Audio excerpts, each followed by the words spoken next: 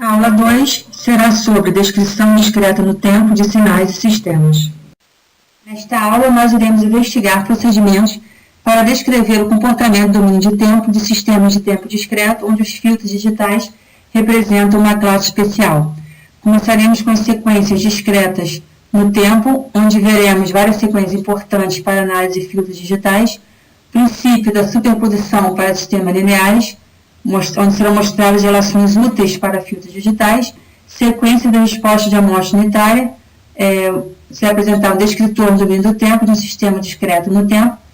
Logo após, sistemas invariantes no tempo, aprenderemos sobre a operação de convolução linear, muito importante, relaciona a sequência de saída do filtro, a frequência de entrada e a resposta da amostra unitária. Critérios de estabilidade e causalidade para sistemas discretos no tempo e também equações diferenciais de coeficiente constante linear para análise e síntese de filtros digitais. A gente irá ver 4 sequências discretas no tempo.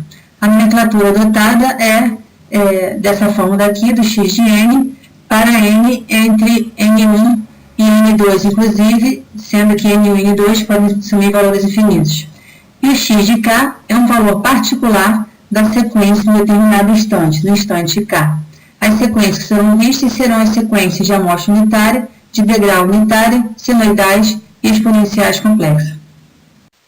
A primeira sequência que iremos ver é a sequência de amostra unitária ou Unit Sample Sequence, que tem a seguinte definição: D de n é igual a 1 para n igual a 0 e 0 caso contrário, como podemos ver na representação gráfica. Ela é importante como sequência de entrada para um filtro digital, porque, como ela tem apenas um valor não zero, a forma da sequência de saída indica diretamente o efeito produzido pelo filtro digital. Nós vimos a sequência amostra unitária, onde apenas para n é igual a 0, d de n assume o valor 1. Agora tem também a sequência amostra unitária delayed, ou seja, centrada num determinado valor, ao invés não necessariamente em 0, dependendo do valor de k, ela irá assumir o valor 1. Então, tem essa definição: dn menos k vai ser igual a 1, sempre quando n for igual a k, e será igual a 0 sempre quando n for diferente de k.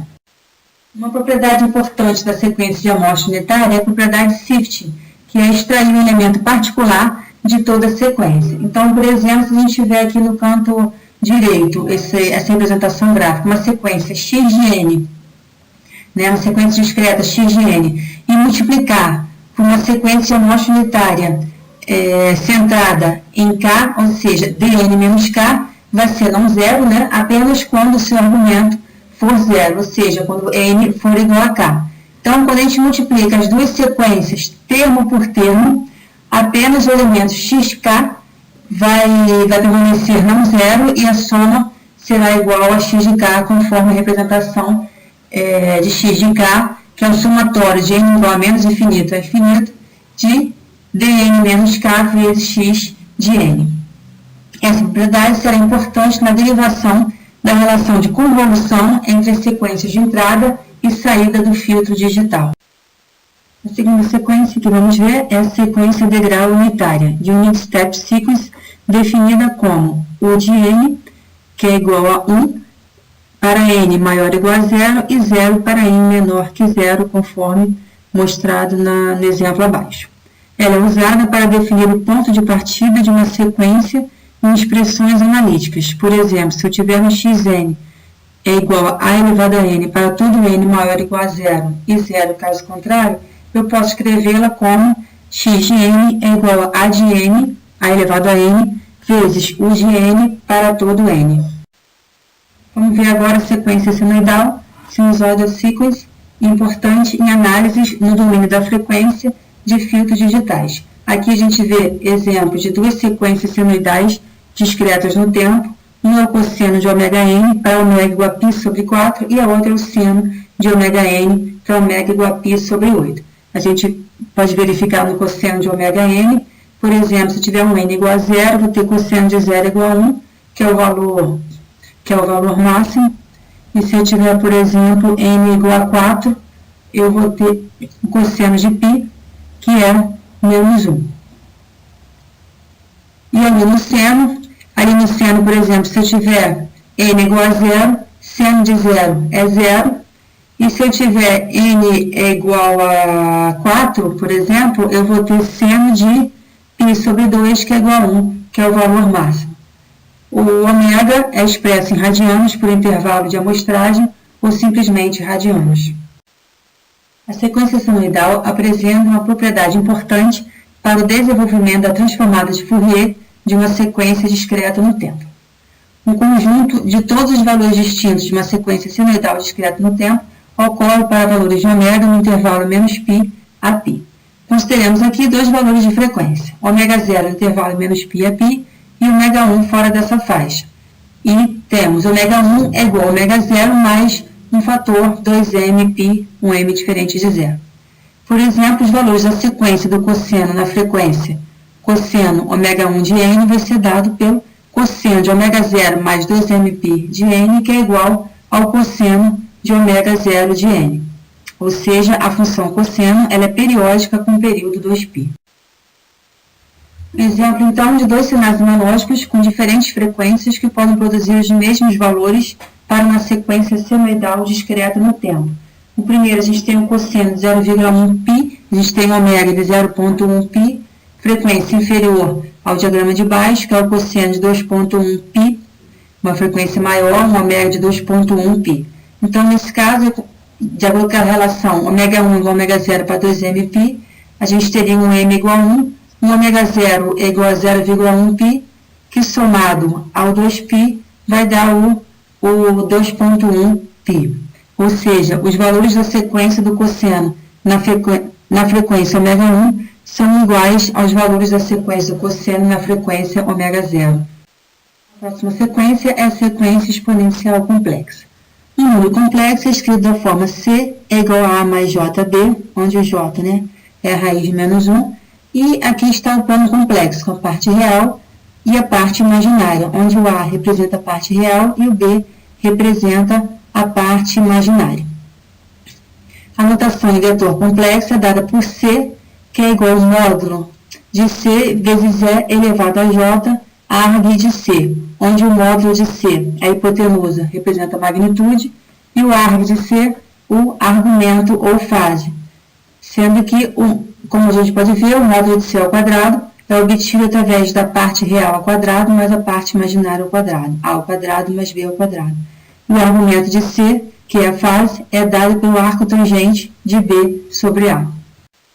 Um conceito importante quando se fala de sequência exponencial complexa é da identidade de Euler, onde E elevado a J ômega n, um número complexo, pode ser escrito como cosseno de ômega n mais J seno de ômega n, conforme o gráfico ao lado, onde a parte real é o cosseno de ômega n, a parte imaginária é o seno de ômega n, com o ângulo ômega n, e C é dado por J ômega n, onde se tira as relações do cosseno e do seno. Cosseno de ômega n dado por E elevado a J ômega n, mais E elevado a menos J ômega n sobre 2, porque o E elevado a menos J ômega n vai dar cosseno de ômega n menos J de seno de ômega n, onde os termos do seno se anulam. Divide por 2, você tem a soma de dois cossenos. Mesmo raciocínio aplicado ao seno de ômega de n, sendo que agora o E elevado a J ômega n menos E elevado a menos J ômega n sobre 2J, onde se anulam os componentes de cosseno. Uma sequência importante para a análise de compacta de uma frequência de fios digitais é dada por E elevado a sigma mais J ômega, tudo multiplicado por n, que é igual à sequência E elevado a sigma de n vezes E elevado a J ômega n, onde cada elemento da sequência é expresso em notação de vetor complexo, onde a magnitude é E elevado a sigma n e fase ômega n. Aqui podemos ver a interpretação das identidades de Euler no plano complexo de senos e cossenos. Então, o seno, que é dado por E elevado a J ômega n menos E elevado a menos J ômega n sobre 2J, é representado graficamente como abaixo, e o cosseno da mesma forma. A gente vê que 2 cosseno de ômega n é dado graficamente ali por E elevado a J ômega n mais E elevado a menos J ômega n. A propriedade de sequencialidade que nós vimos nos slides anteriores, de que todos os valores podem ser representados com W na faixa entre menos π e π, também é válida para exponenciais complexos. Consideremos aquela relação ω1 igual a ω0 mais 2mπ, onde n é um valor inteiro, então E elevado a j ω1 vai ser igual a E elevado a j ω0 mais 2mπ, que pode ser separado com a magnitude e a fase, né, que é igual a E elevado a j ω0, que é a magnitude, vezes E elevado a j 2mπ, onde 2mπ é a fase. Como E elevado a j 2mπ vai ser sempre igual a 1, visto que o seno de j 2mπ vai ser sempre igual a 0, e o cosseno de 2mπ vai ser sempre igual a 1, então temos que E elevado a j ω1 é igual a E elevado a j ω0. Vamos começar a falar agora sobre o princípio da superposição para sistemas lineares. Qualquer sistema de tempo discreto pode ser entendido como uma transformação de uma sequência de entrada x de n em uma sequência de saída y de n através de uma transformação descrita por G. Ponto. Características que definem um filtro linear. Primeira característica, para uma dada sequência de entrada, uma alteração na escala de amplitude na sequência de entrada resulta na mesma mudança de escala e amplitude na sequência de saída.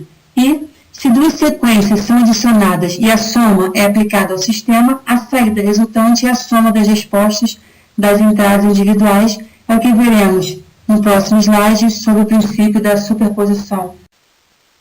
Então, se eu tenho uma transformação G aplicada a uma entrada x1 de n, eu vou ter uma saída y1 de n. E se eu tenho uma transformação G aplicada a uma entrada x2 de n, eu tenho como saída um y2 de n, que é um G de x2 de n. E se eu tenho uma soma de sequências aplicado a uma transformação G, eu vou ter uma saída de sequências y1 de n mais y2 de n. Obviamente que eu posso ter uma soma de várias frequências, resultando numa saída de várias outras sequências.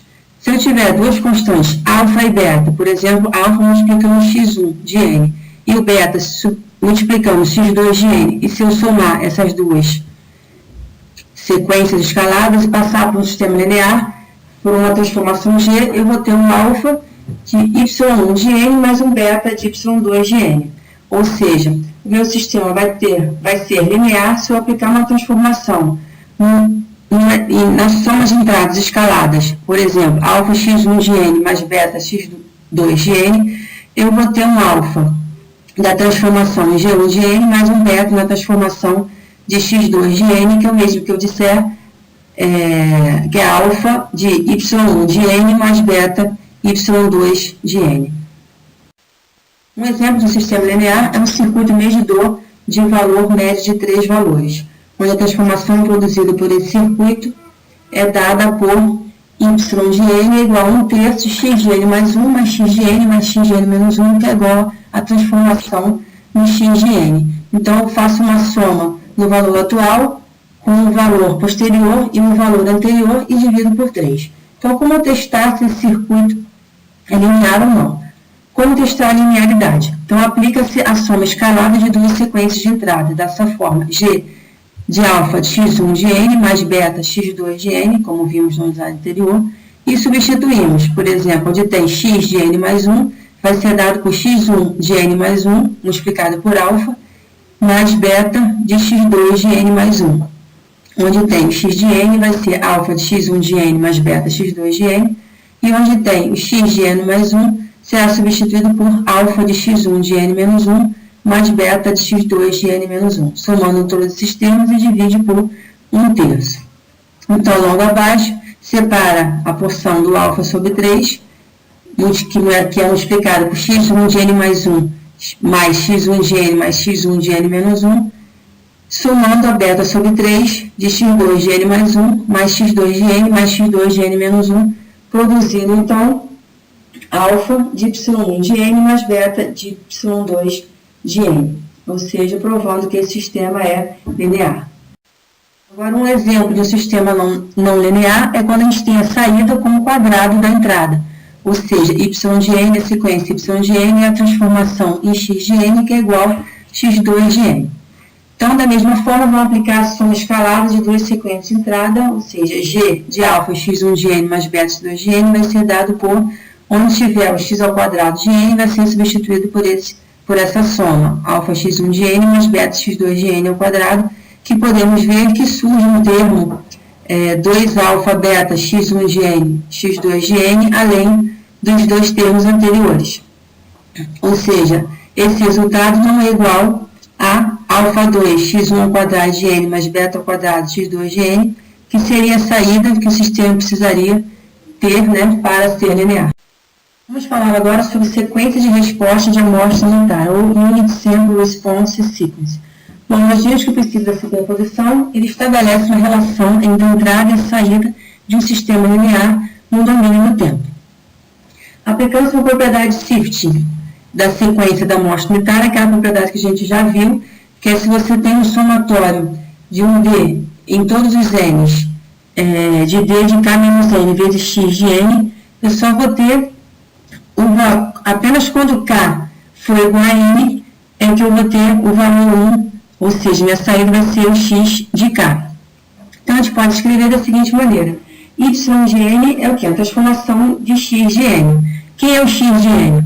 X de N vai ser um somatório de em K, de menos infinito a infinito, de D de N menos K, vezes X de K. Da mesma forma, apenas quando N for igual a K, é que teremos o resultado X de N. Então, abrindo esse somatório, o que temos? Por exemplo, para K igual a menos 1, a gente vai ter X de menos 1 vezes D de N mais 1. Quando K for 0, X de 0 vezes D de N menos 0 vezes D de N. Quando K for 1, X de 1 vezes D de N menos 1 e assim sucessivamente. Ou seja, como o sistema opera através dessa transformação G em sequências, a saída de um sistema pode ser vista como uma superposição de respostas a sequências de amostras unitárias deslocadas pelo fator D e escaladas, ou seja, a amplitude é definida por X, como a figura que será mostrada no próximo slide. A sequência de amostra unitária tem seu elemento não zero em N igual a K, D de N menos K é escalada por X de K. Vamos ver o exemplo no próximo slide para ficar mais claro. Então, a sequência de entrada a um sistema linear pode ser vista como uma superposição no tempo de um conjunto de sequências de amostras unitárias escaladas. E a sequência de saída, a superposição das respostas de amostras unitárias escaladas e deslocadas. Então, se o meu sistema linear produz a seguinte saída para uma entrada, a seguinte saída Y de N é igual a H, denominada de H de N, para uma entrada X de N é igual a D de N dessa forma, então, baseado nessa saída H de N, a gente consegue calcular a saída Y de N para qualquer entrada. Por exemplo, se tiver uma entrada desse tipo daqui, a gente vai ter a seguinte saída, que vai ser melhor explicado no slide posterior. Antes de mostrar o porquê da gente ter gerado aquela saída do slide anterior, vamos ver alguns conceitos. Princípio da superposição, podemos aplicar a saída. Então, Y de N vai ser dado por uma soma ponderada de sequências de saídas deslocadas. Por exemplo, Y de N vai ser igual, quando K é igual a menos 1, X menos 1 vezes G de D de N mais 1, que é a saída deslocada para K igual a menos 1, mais X de 0 vezes G de D de N, que é a saída em K igual a 0, mais X de 1 de G de D de N mais 1, que vai ser um somatório de X de K de G de D de N menos K, né? Onde G de D de N menos K é a sequência de saída produzida pelo sistema, quando a entrada é o quê? Uma sequência de amostra unitária com seu elemento não zero e N é igual a K. Essa saída é denominada resposta de amostra unitária, dado por G de D de N menos K igual a H de N vírgula K. Ou seja, o H de N K é o que interessa, que é a resposta de um sistema linear vai ser dado por esse H. Tá? Então, meu Y de N, então, que a gente vai ver, que é uma soma, como eu falei, né, uma soma ponderada de valores deslocados. Vamos entender, então, essa sequência de resposta de amostra unitária. O que eu tenho em A? A saída do sistema linear para uma entrada de amostra unitária centrada em zero. X de n, uma sequência x de n igual a d de n, onde você tem o valor apenas para n igual a zero, produzindo aquela determinada saída. Então, com base no que a gente tem em A, a gente consegue calcular qualquer sequência de resposta de amostra unitária para qualquer sequência arbitrária x de n, conforme, por exemplo, a gente apresenta em B. Então, a gente sabe que y de n é uma soma infinita de vários termos ponderados. Então, por exemplo, k sendo igual a menos 1, a gente tem x de menos 1, de g de d de n mais 1, ou seja, a transformação do d de n mais 1, mais, por exemplo, k igual a 0, x de 0, g de d de n, e assim por diante. A gente vai mostrar aqui os três primeiros grafos para k igual a menos 1, 0 e 1, respectivamente. Por exemplo, aqui embaixo, a gente tem para k igual a menos 1, então, meu termo de entrada sendo x a menos 1 vezes d de n menos 1. Quem é o d de n mais 1?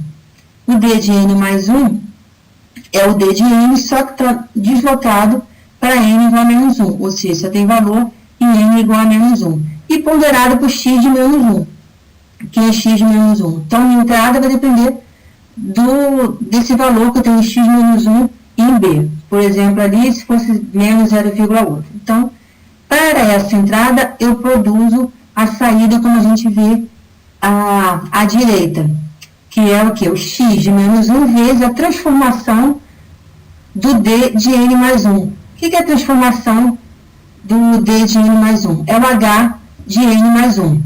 Bom, o h de n a gente já sabe que está sendo mostrado no item A.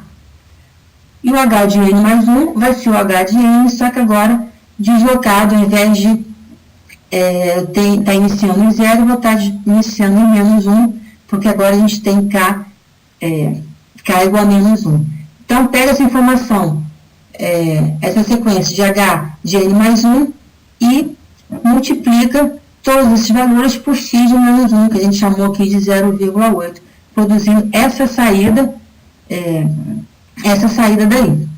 Ou seja, então, a transformação de d de n menos k é igual a h de nk. Então, a gente faz essa soma, então, a soma de vários valores para produzir aquele y de n. O mesmo raciocínio se aplica às demais sequências de amostra unitária. Se eu tenho agora x0, g de d de n, então a sequência x0, d de n, eu coloco ali, primeiro, o d de n, ou seja, n igual a 0, e com o valor x de 0. Para a sequência de entrada, eu vou ter a sequência de saída conforme mostra ali, que é o próprio h de n, como demonstrado em A, agora multiplicado cada termo por x de 0. Continuando, então, com o mesmo raciocínio, agora a gente tem a sequência de resposta da amostra unitária para a entrada x de 1, d de n menos 1. Então, d de n menos 1, a gente sabe que é o d de n deslocado em 1 à direita, com k igual a 1. Então, para n igual a 1, agora multiplicado por x de 1, produzindo a saída x de 1, h de n menos 1. Quem é o h de n? H de n a gente verifica no A, e o h de n menos 1 é o h de n deslocado um n à direita. E multiplica o h de n menos 1 pelo valor x de 1, gerando essa sequência. Ou seja, nesse caso, a gente tem um g de d de n menos k, que é igual a h de n, vírgula k, com k igual a 1. Então, é uma soma. A soma de todas essas saídas vai gerar um y de n, conforme está apresentado em B. Então, aqui estão representadas as respostas que a gente viu nos slides anteriores, baseadas em suas sequências de entrada, obedecendo aí o princípio da superposição para se chegar ao yn. Vamos analisar a resposta de amostra unitária para um exemplo não recursivo, ou seja, da saída depende apenas da entrada.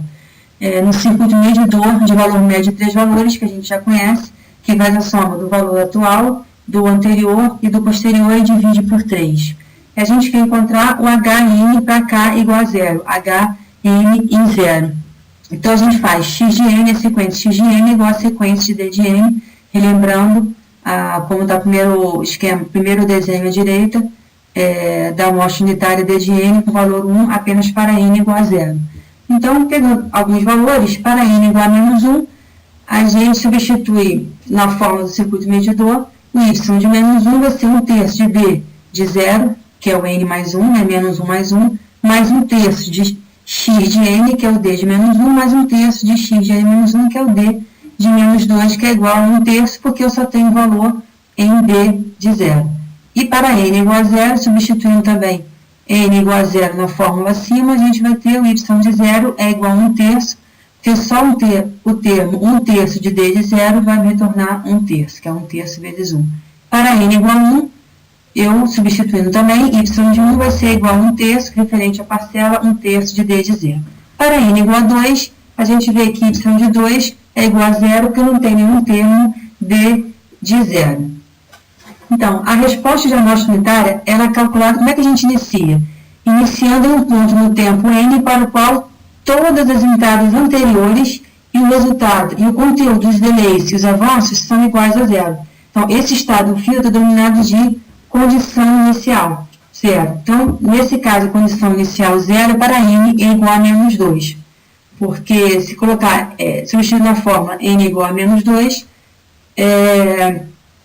só teremos valor 0.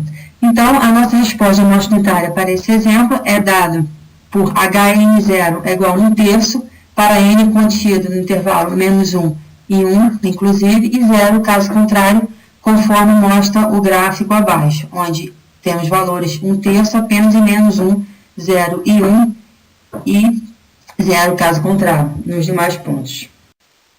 Agora, no exemplo recursivo do fio de primeira ordem, dado por y de n igual a y de n menos 1 mais x de n para n maior ou igual a 0 e 0, caso contrário. Então, queremos saber quem é o h de n0. Bom, para n menor que 0, a gente sabe que yn é igual a 0, porque d de n é 0, para n menor que 0, e y de menos 1 é igual a 0. Então, faz-se x de n, sequência x de n igual a sequência d de n, aplica-se a condição inicial 0. Então, para n igual a 0, substituindo na fórmula, temos que y de 0 é igual a de y menos 1, que é 0, mais d de 0, que é 1, resultando em 1. Para n igual a 1, a gente só tem a componente a, y0, que é a, vezes o valor calculado anteriormente, que é 1, e d de 1 é 0, então o resultado é a.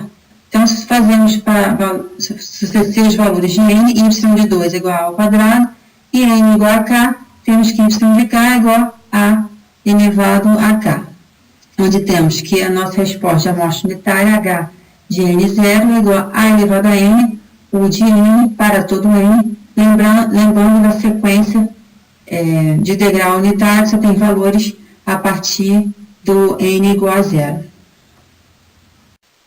Com base na fórmula hn0 igual a elevado a n, u de n para todo n, temos vários exemplos de sequências, dependendo do valor assumido por A. Esse é um exemplo de uma resposta de amostra unitária no sistema variante no tempo, um exemplo recursivo, onde temos y de n para n maior ou igual a 0, dado por 1 sobre n mais 1, vezes y de n menos 1, mais x de n, e 0 para n menor que 0. Então, aplicando a condição inicial, conforme feito nos exemplos anteriores, quem é o h de n no instante 0? Ou seja, a sequência x de n dada por d de n. Então, h de 0,0 vai ser dado por 1 sobre n mais 1, que é 1, vezes y de menos 1, que é 0, mais x de 0, já que é o instante 0, então vai dar 1. O h, 1,0 para n igual a 1, dará 1 sobre 2, vezes 1, mais o x de n, que agora é o x de 1, que é 0, né, que vai dar meio, que só tem valor em x de 0, que é igual a 1. E assim resolve para outros valores, h de 2 de 0, 1 sobre 6, h de 3 de 0, 1 sobre 24, sempre se utilizando os valores anteriores. Agora, se aplicarmos como condição inicial um instante 1, a gente vai ver que a sequência à direita gera valores diferentes, ou seja, a sequência para h em 0 é diferente da sequência gerada para h de n de 1. Então, esse exemplo mostra que para um filtro variante no tempo, ou seja, cujos valores dos coeficientes variam com o instante n, os valores da resposta de amostra unitária dependem do tempo de aplicação da sequência de amostra unitária. Vamos falar agora sobre o sistema linear invariante no tempo, conhecido como LTI, Linear Time Invariant System, ou LIT. É um sistema cujas transformações não se alteram com o tempo. Então, a gente sabe que y de n é uma transformação aplicada à sequência x de n. Se eu tenho deslocamento n0 na sequência de entrada, eu vou ter o mesmo deslocamento n0 na sequência de saída, ou seja, y de n menos 0 vai ser igual a g de x de n menos n0 para todo n0. Meu d de n k é igual a 0, então está centrado em 0. d de n menos k, a sequência está centrada em k, eu só tenho valor 1 para k, para n igual a k. Meu h de n mostra centrada, iniciando a sequência em 0, porque meu k é igual a 0. E o h de nk, que é igual a h de n menos k, ou seja, h de n centrado em k, apresenta o mesmo comportamento, só que agora, ao invés de estar começando a sequência no 0, começa a sequência deslocada no k, começa a sequência no k. Um deslocamento no tempo aplicado a uma sequência de amostra unitária resulta apenas em um deslocamento correspondente no tempo na sua resposta de amostra unitária. Um filtro digital invariante no tempo é aquele cujos coeficientes não variam com o tempo. Uma equação que veremos bastante ao estudar sistemas lineares invariantes no tempo é a equação de convolução. A gente já sabe das fórmulas y de n igual a um somatório de menos infinito a infinito em k, de x de k, de uma transformação em d de n menos k. A gente já tem essa relação, por exemplo, ali y de n para k é igual a menos 1, a gente tem x de menos 1 vezes g de d de n menos k, como k é menos 1, g de d de n mais 1, mais, quando k é igual a 0, x de 0 vezes g de d de n menos k, d de n e assim por diante. E também sabemos que a transformação g de d de n menos k é dada por h de nk. Então, baseado nessas duas equações, a gente tem a terceira equação, que é o y de n, que é o somatório de menos infinito a infinito de x de k vezes o h de n menos k, ou seja, uma soma ponderada por xk de respostas de amostras unitárias centradas em k. Essa mesma relação pode ser escrita como y de n, sequência y de n, pode ser dada pela sequência de x de n, asterisco, sequência de h de n, onde o asterisco denota a operação de convolução. Então, essa relação de convolução, sequência de yn, sequência de saída, vai ser dependente da sequência de entrada, asterisco, resposta da amostra unitária. Essa operação será vista bastante nos próximos slides. A operação de convolução é comutativa, a entrada x de n e a resposta de amostra unitária h de n, tanto faz a ordem que elas aparecem, ou seja, a sequência y de n vai ser dada pela sequência x de n, convolução h de n, ou sequência h de n, convolução x de n.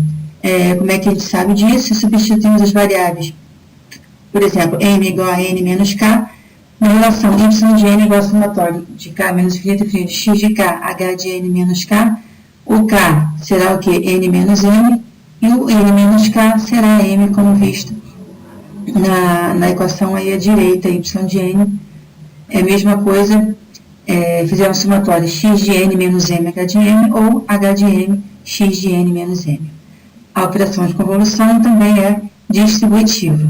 Então, h de n, convolução a uma soma, x1 e x de n, é a mesma coisa que h de n, convolução à primeira sequência, mais h de n, convolução à sequência x de n. A gente vê isso através do princípio da superposição, a gente consegue ver essa relação. Os sistemas podem ser conectados em cascata, significa que a saída do primeiro sistema é a entrada para o segundo e assim por diante. E a saída do último sistema será a saída geral. Então, dois sistemas LTI em cascata correspondem a um sistema LTI com uma resposta impulso, que é a convolução das respostas impulso dos dois sistemas. Abaixo vemos três sistemas lineares variantes no tempo com respostas impulso idênticas de acordo com consequência da propriedade comutativa da convolução. A resposta impulso de uma combinação em cascata de um sistema LTI independe da ordem em que aparecem.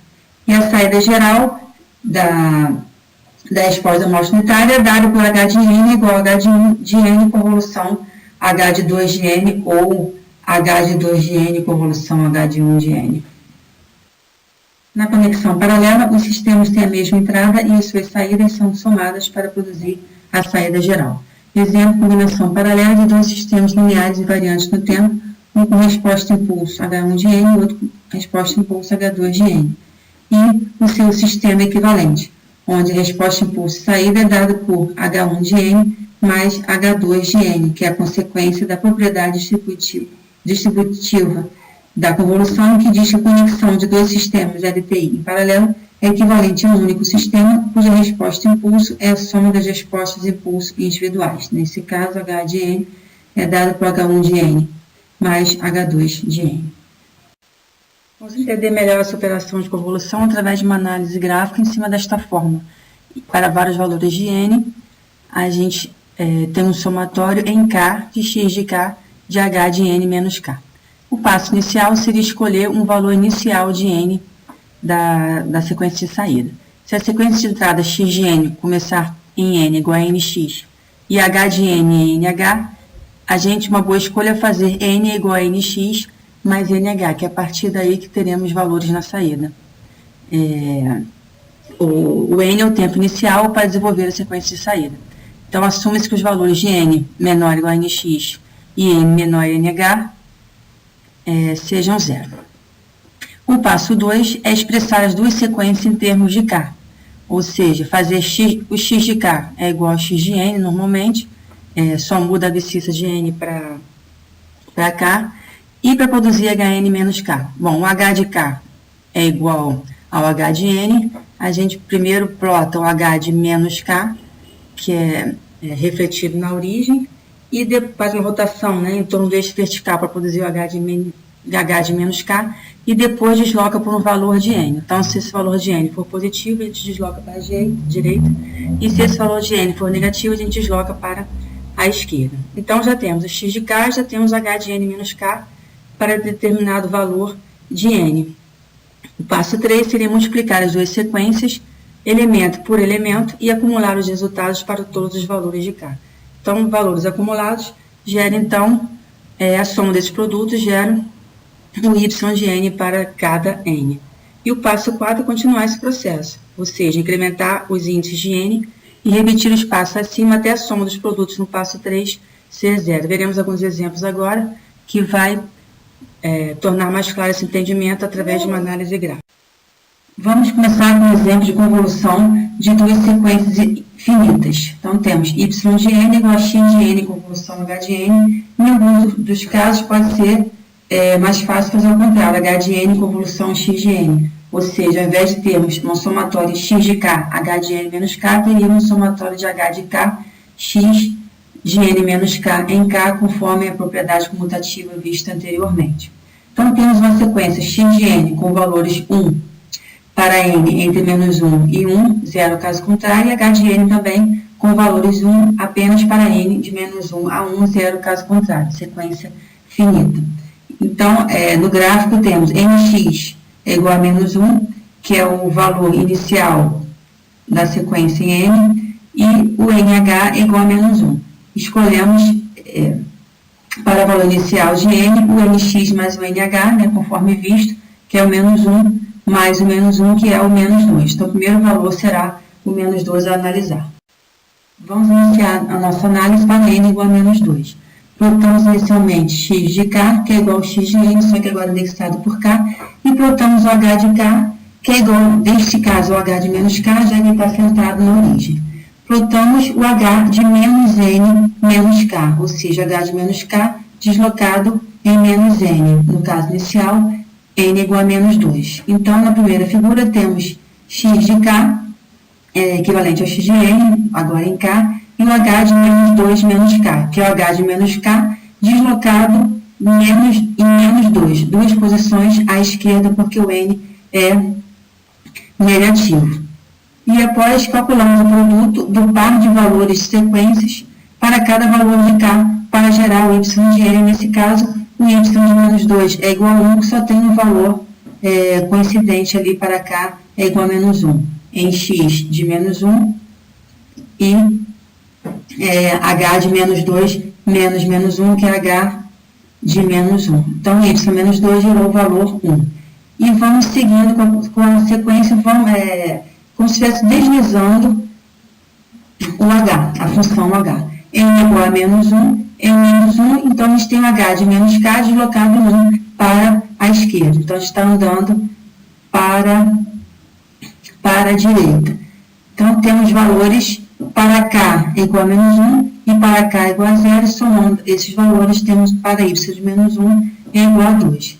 Continuamos deslizando agora para n igual a 0, mesmo raciocínio, com n igual a 0 não tem deslocamento. Então, h de k, como eu falei, é igual a h de menos k. Então, temos três valores coincidentes, para k de menos 1, 0 e 1. Então, somando esses três valores, temos para y, para n igual a 0, o valor é igual a 3. Continuando para n é igual a 1, deslizamos mais ainda, e temos h de 1 menos k, ou seja, deslocamos a sequência menos k, um valor à direita. Então, y de 1 vai ser igual a 2. Bom, ainda temos que deslocar mais uma vez. E, finalmente, para n igual a 2, temos a figura conforme mostrado abaixo, x de 2, n menos k, x de 2 menos k, que é a sequência x menos k deslocada dois valores à direita, por n ser positivo. Então, y2 vai ser igual a 1, porque temos valores apenas para quando k for igual a 1. Colocando todos os valores juntos, temos a sequência de saída y de n, que é uma sequência de duração finita, que contém apenas um número finito de elementos não zero. Ou seja, quando ambas as sequências x de n e o h de n são de duração finita, a convolução irá produzir sempre uma sequência de duração finita. Outra observação é que a sequência de entrada x de n contém nx elementos e a sequência exposta à amostra unitária contém nh elementos, então a sequência de saída irá conter n de y igual a nx mais nh menos 1 elementos. No exemplo, temos tanto nx quanto nh igual a 3, portanto, a saída ny será 3 mais 3, que é 6 menos 1 elementos, que é ny igual a 5 elementos, conforme podemos ver na sequência de saída y de n. Este, portanto, é o resultado obtido da convolução dessas duas sequências finitas, o y de n gerado e os valores que foram calculados por esses 5 valores de n de menos 2 até n igual a 2. Vamos ver agora o exemplo 2, a convolução de uma sequência de duração finita, representada aqui por x de n, que é igual a n mais 1 para valores apenas de n entre 0 e 2 e 0, caso contrário, com uma outra de duração finita, representada pelo h de n, que é igual a a elevado a n, o de n para todo n, lembrando que o de n é aquela sequência de degrau unitário com valores 1 apenas para n maior ou igual a 0. No gráfico, vemos aqui o x de n, onde temos 3 valores apenas. Para n é igual a 0, temos de x de 0 igual a 1. Para n igual a 1, temos x de 1 é igual a 2. E para n igual a 2, temos x de 2 é igual a 3. E a sequência h de n, que é o a elevado a n ou de n para a entre 0 e 1. Lembrando que começa a sequência em 0, porque estamos multiplicando pela sequência degrau, o de n. Agora vamos calcular ao contrário. Ao invés de fazermos y de n convolução de x de n com h de n, vamos fazer y de n convolução de h de n com x de n, ou seja, o somatório em k de h de k, x de n menos k, substituindo h de k, onde tem no h de n, o n substituindo por k, ficaria a elevado a k, u de k, x de n menos k, onde veremos agora que quem irá deslizar será a sequência x, a sequência de entrada de x e não a resposta à amostra unitária que ficará fixa. Nós conhecemos a sequência x de n. Quando n menos k é igual a 0, temos o x de 0, que é o valor 1. Então, x de 0 é igual a 1 para n menos k é igual a 0, ou k é igual a n. Quando n menos k for igual a 1, nós temos o valor de x de 1 em x de 1, que é 2. Ou seja, n menos k é igual a 1. Para k é igual a n menos 1, temos o valor 2. E quando n menos k for igual a 2, temos x de 2 igual a 3, ou seja, n menos k igual a 2, temos k igual a n menos 2. Só nesses casos que teremos valores. Caso contrário, o valor será zero em todos os casos. Então, o x de k é igual ao x de n, o x de menos k é o x de k refletido em relação à origem, e x de n menos k é o x de menos k deslocado em n conforme podemos ver no gráfico. Para k é igual a n, temos x de 0 com o valor 1, para k é igual a n menos 1, temos o valor 2, e para k é igual a n menos 2, temos o valor 3. Os únicos termos não zero da sequência, então, são esses três termos. Y de n é aquele somatório para três valores diferentes de k. Quando k for n, de acordo com a fórmula, teremos a elevado a n, u de n, vezes x de n menos k, n menos n, x de 0, que é 1. Então, é a elevado a n vezes u de n vezes 1. Mais o segundo termo, que é a elevado a k, agora k igual a n menos 1. Então, a elevado a n menos 1 vezes u de k igual a n menos 1 vezes u de n menos 1, vezes x de n menos 1, que é 2. E o terceiro termo, a elevado a n menos 2 vezes u de n menos 2, vezes x de n menos k, que agora é n menos 2, que é 3. Então, temos o somatório desses três termos, vamos ver agora como fica graficamente. Como ficará graficamente essa sequência de saída? Temos o x de n, o x de n menos k e o h de n conforme já estudados. Para vários valores de n a partir do zero, temos as saídas y de n. Então, para n igual a zero, temos x, a sequência x de n menos k, que é o x de n refletido, o x de k refletido na origem. Então, temos um valor apenas para k igual a zero. Para n igual a 1, deslocamos mais 1 à direita, temos valores para k igual a 0 e k igual a 1. Para n igual a 2, temos valores para k igual a 0, k igual a 1 e k igual a 2, e assim indefinidamente, conforme a fórmula apresentada. E temos a saída y de n, começando, obviamente, em n igual a 0. Observamos que quando n é igual a 0, a gente só tem o termo a elevado a 0, u de n, porque os outros ficam u de n menos 1, que é u de menos 1 é 0, e u de n menos 2, que é u de menos 2, é 0. Então, temos o valor para n igual a 0. E quando n é igual a 2, a gente tem o valor máximo da sequência, porque teremos u de 2, que é 1, né, a elevado a 2, mais 2 vezes a elevado a 1, menos u de 1, mais 3 de a elevado a 0 vezes u de 2 menos 2, 0. Ou seja, teremos maiores valores do a, né? A elevado a n, elevado a n menos 1 e a elevado a n menos 2. A partir daí só vai decaindo. Então, temos aí a sequência y de n para uma sequência de saída y de n infinita para uma sequência de entrada finita x de n e uma sequência de resposta amostra unitária infinita. Outra forma de resolução para esse exemplo seria aplicar y de n somatório em k de x de k de h de n menos k, com a mesma sequência x de n e h de n, onde o yn seria dado pelo somatório de k é igual a 0 a 2 de k mais 1, porque esse seria o valor de x de k, porque para x0 a gente tem valor 1, para x1 a gente tem valor 2 e para x2 a gente tem o valor 3, vezes h de n menos k, onde tem n substitui por n menos k na fórmula, fica a elevado a n menos k vezes u de n menos k.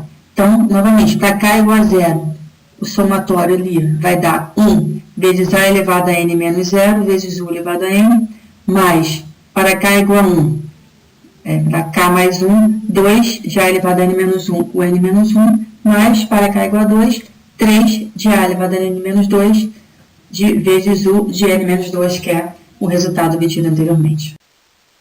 Vamos ver agora o exemplo 3 de convolução de duas sequências infinitas, dadas por x de n igual a b elevado a n, vezes a sequência u de n para todo n, e h de n igual a elevado a n, u de n para todo n, todas as duas iniciando no valor 0. Vamos ver graficamente como fica. temos o H de K igual a de K, U de K, e o x de, a sequência x de n menos k sendo analisada para vários valores de n. Então, faremos um somatório de h de k de x de n menos k, onde h de k é o a elevado a k, u de k, vezes o x de n menos k. Obviamente, se eu analisar para n igual a menos 1, y de menos 1 é igual a 0, já que as duas sequências começam em 0. E os outros valores, para n igual a 0, 1 e 2, como estão mostrados na figura abaixo, eles são dados, né? Você vai deslocar n igual a 0, não tem nenhum deslocamento, n igual a 1 desloca 1 à direita, n igual a 2 desloca 2 à direita do original, refletido, e assim por diante.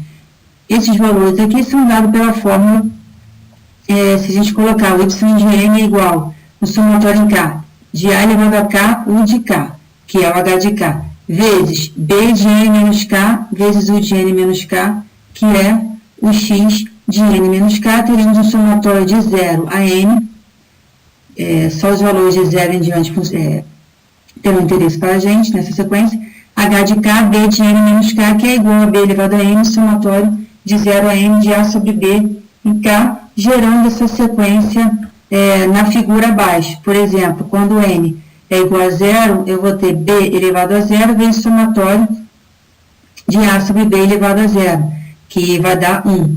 Quando n é igual a 1, eu terei b elevado a 1 vezes somatório de, multiplicando a sobre b elevado a 0 mais a sobre b elevado a 1, que me dará a mais b. E quando n for igual a 2, eu terei o valor de y para n igual a 2, dado por a2 mais ab mais b2, e assim sucessivamente, seguindo na fórmula. Portanto, temos duas sequências infinitas, que no final gera uma sequência y de n também infinita. Vamos falar agora sobre critérios de estabilidade para sistemas discretos no tempo. Em uma sequência limitada, o valor absoluto de cada elemento é inferior a algum número finito n, ou seja, a sequência entrada x de n é limitada se o modo de x de n for menor que esse valor n para todo n. E uma sequência estável quando cada sequência de entrada limitada produz uma sequência de saída limitada. Tem aplicações práticas em filtros digitais estáveis, cujas saídas não se tornam infinitas. O critério de estabilidade, no sistema LTI é estável se, somente se, o fator de estabilidade denotado por S for finito, ou seja, S é dado pelo somatório de K de menos infinito a infinito do módulo de H de K menor que infinito, ou seja, o somatório da resposta impulso em K, do módulo, né, da resposta impulso de K, tem que ter um valor, tem que ser menor que infinito. Ou seja, a estabilidade no filtro digital ela é expressa em termos dos valores absolutos de sua resposta de amostra unitária. Então, precisamos dessa resposta de amostra unitária para verificar se um filtro digital é estável ou não. Disse que o critério de estabilidade é suficiente e necessário. Por que é suficiente? Se S é finito, então o sistema é estável. Então, temos que demonstrar que a saída é limitada quando S for finito. O valor absoluto da saída expresso pela equação de convolução é o módulo, né, de y de n, que é igual ao módulo daquela relação de convolução. E como a magnitude da soma dos termos é menor ou igual à soma das magnitudes, temos que o módulo de y de n é menor ou igual ao somatório em menos k menos infinito infinito deste módulo h de k vezes x de n menos k. E também sabemos que, como todos os valores de saída são limitados, digamos, por n, nós temos para todos os valores de n, o módulo y de n menor ou igual a n vezes o somatório de módulo de h de k. Ou então, podemos dizer que o módulo de y de n é menor ou igual a m vezes o s. Né? O s é aquele somatório lá que foi substituído de k menos infinito infinito de módulo h de k, que é menor que infinito. E, como ambos n e s são finitos, então a gente também pode afirmar que a saída também é limitada. No critério de estabilidade, é necessário que S seja finito para o filtro ser estável. Ou seja, é preciso encontrar uma sequência de entrada limitada que produza uma saída ilimitada. Por exemplo, x de n é igual a h de menos n dividido por h módulo de h de menos n para todo n em que h de menos n é diferente de 0 e 1, caso contrário. Essa sequência consiste em menos 1 e mais 1 e é limitada, obviamente. O valor de saída para n igual a 0 da equação de convolução, temos que y0 é o somatório em k de h de k de x de n menos k. Como n igual a 0, então x de menos k, que no final dará a somatória de menos infinito a infinito em k do módulo de h de k, que é igual a S.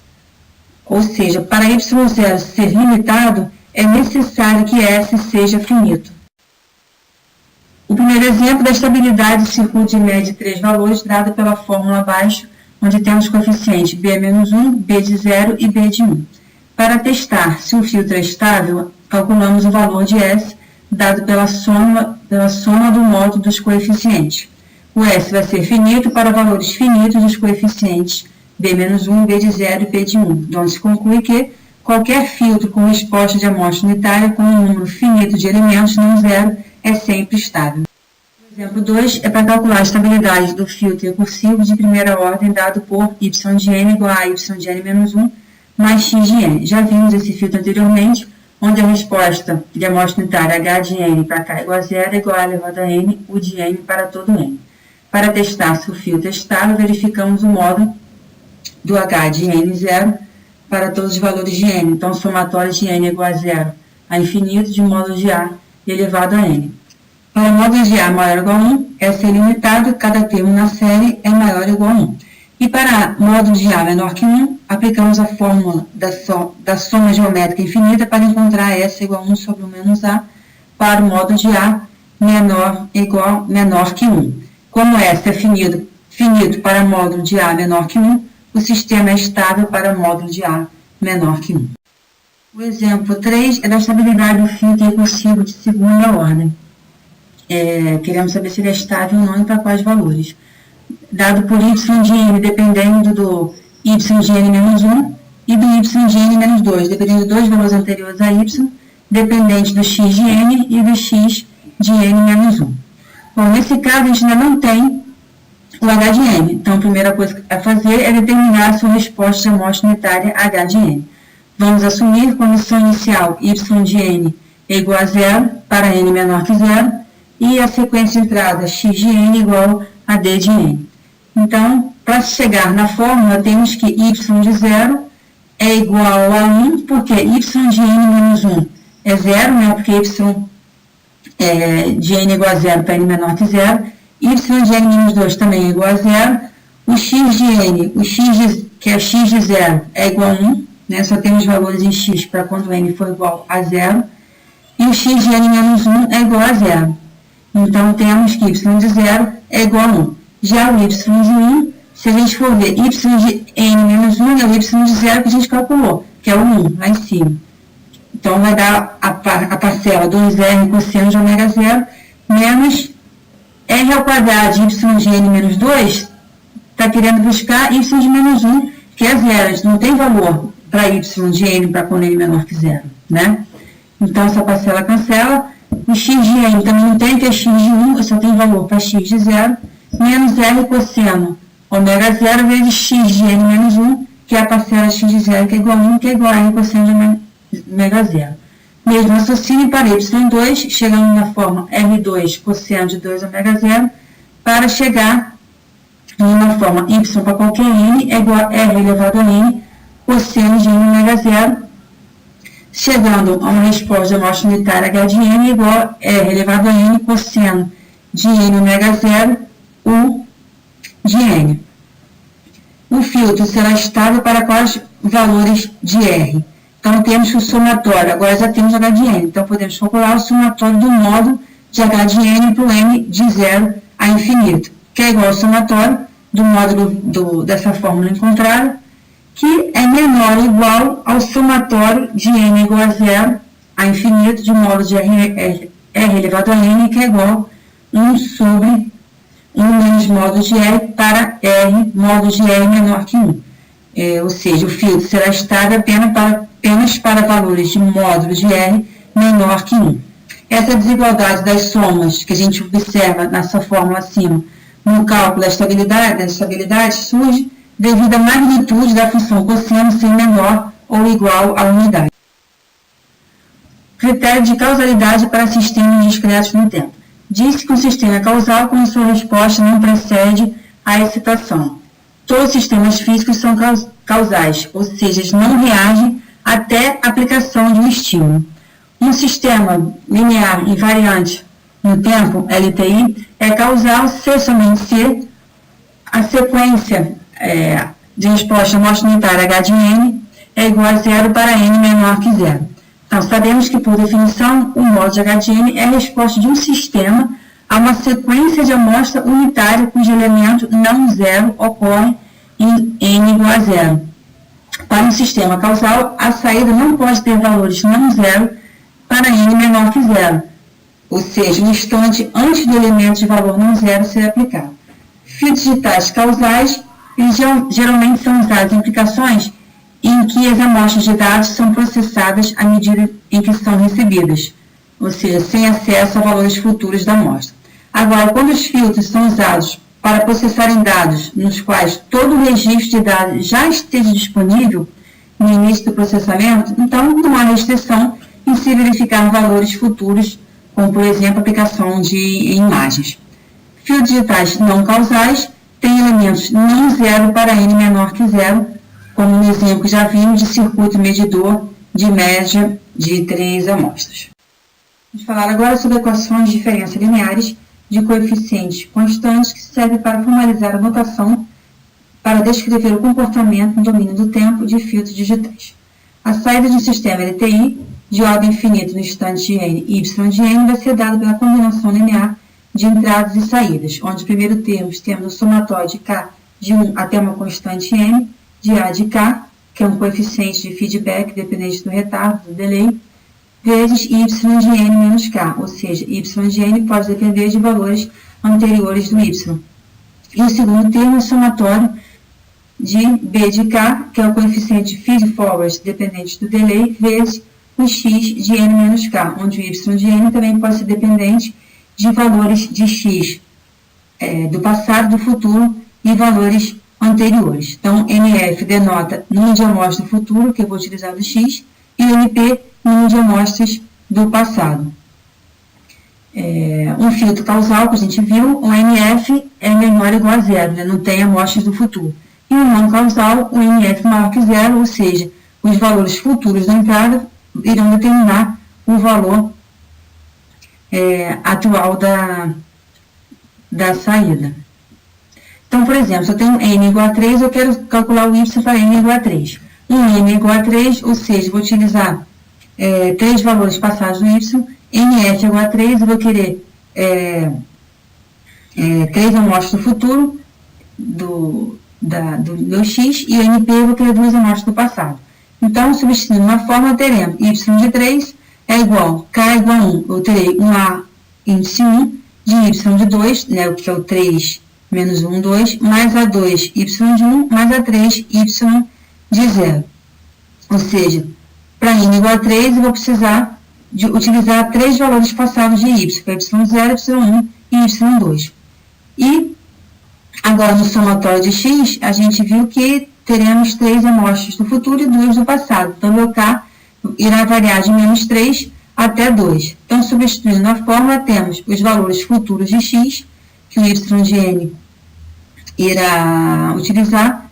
Então, para k igual inicialmente menos 3, teremos o coeficiente b menos 3 multiplicando um valor futuro x de 6, mais b menos 2, x de 5, mais b menos 1, x de 4, mais o valor atual de x, para n igual a 3, b0, x3, mais os valores passados de x, b1, x2, mais b2, x1.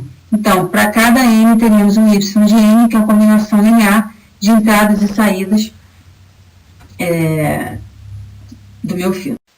Então, como implementar um filtro digital com base na equação de diferenças geral? Por exemplo, eu tenho y de n, que é igual a y de n menos 1, mais 1/3 de x de n mais 1, mais 1/3 x de n, mais 1/3 x de n menos 1. Ou seja, a combinação das equações do circuito de média de 3 amostras não recursivo, já visto, e e o filtro recursivo de primeira ordem também já visto, e mostrando que ele é não causal, porque depende também de valores futuros. O passo 1 é desenhar dois pontos, entrada atual e saída atual, tanto na entrada atual x de n e na saída atual y de n. O passo 2 seria conectar elementos de retardo, de delay, aos pontos de entrada e saída, para obter acesso a valores passados das sequências de entrada e saída. Os valores futuros da sequência de entrada são obtidos conectando avanços aos pontos de entrada. Então, o x de n, a gente tem valores atuais, que é o x de n, valor atual, que é o x de n, valores futuros, que é o x de n mais 1 até o x de n mais o número de amostras futuras, que é o nf, e valores passados, x de n menos 1, x de n menos 2, até x de n menos número de amostras do passado, cada um conectado por elementos de delay. Então, se eu for avançar, obter valores à frente do x de n, eu utilizo o z, né, que é o elemento de delay z, e valores passados, o z é menos 1. Mesma coisa para o y, só que o y agora só tenho o quê? Só tenho acesso ao valor atual e valores passados. Tá? Então, eu conecto esses elementos de retardo z a menos 1. O passo 3 é conectar multiplicadores às saídas dos elementos do retardo para produzir os produtos necessários. Então, as sequências x de n são multiplicadas pelos coeficientes b de k. E as sequências y de n são multiplicadas pelos coeficientes a de k. Os multiplicadores com ganhos unitários não precisam ser incluídos, mas substituídos por um simples fio. O passo 4, o último passo, é obter um filtro digital ao se conectar as saídas dos multiplicadores, obtidas no passo 3, a dois somadores. O primeiro vai gerar a soma dos produtos das entradas e dos coeficientes de feed-forward, e o outro da saída e dos coeficientes de feedback. Vamos como exemplo a implementação do filtro digital de segunda ordem a partir da equação de diferenças dada pela fórmula abaixo, onde eu tenho y de n igual a 2r cosseno ômega 0 vezes o valor anterior y de n menos 1, menos R2 y de n menos 2, também outro valor anterior, mais os valores de x de n inicialmente, menos r cosseno ômega 0 vezes o valor anterior de x de n menos 1, representado pela figura abaixo. Então, temos a entrada x de n, que soma a entrada anterior x de n menos 1, multiplicado pelo coeficiente menos r cosseno ômega 0, representado por esse multiplicador, esse triângulo, e, obviamente, passando para aquele z menos 1 pelo retardo, né, indicando que eu estou pegando o valor anterior. E tendo como saída, então, o valor de saída de x de n menos r cosseno ômega 0, x de n menos 1, que vai ser somado aos valores anteriores de y. O primeiro é y de n menos 1, né, tem z menos 1, dizendo que eu vou pegar um valor anterior de y de n menos 1, multiplicado pelo coeficiente 2r cosseno ômega 0, alimentando o sistema, somando, e mais o y de n menos 2, temos novamente o retardo, né, z menos 1, dizendo que eu estou pegando o valor passado de y, multiplicando pelo coeficiente menos r quadrado e alimentando todos esses valores no sistema, somando, passando por um somador para gerar a saída y de n. Esses foram os livros usados como referência, principalmente o primeiro, Introduction to Digital Signal Processing, e o segundo, Discrete Time Signal Processing. Muito obrigada, espero ter ajudado e até a próxima aula.